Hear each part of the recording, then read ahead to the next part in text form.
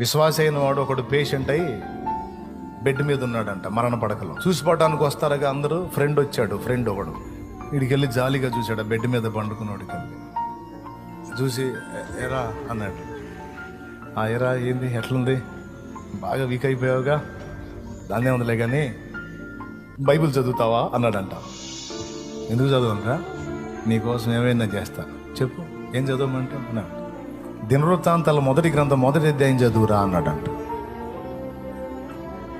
అందులో చదివితే అన్ని పేర్లు ఉంటాయి, మనుషుల పేర్లు.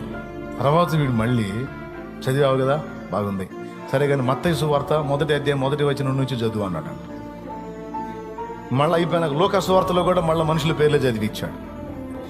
ఈ పేర్లు ఎందుకురా నీకంటే ఆడు పండుకున్నాడు అన్నాడంట, ఇంతమంది పేర్లు గుర్తుపెట్టుకొని రాపించిన దేవుడు నా పేరు మర్చిపోతాడా?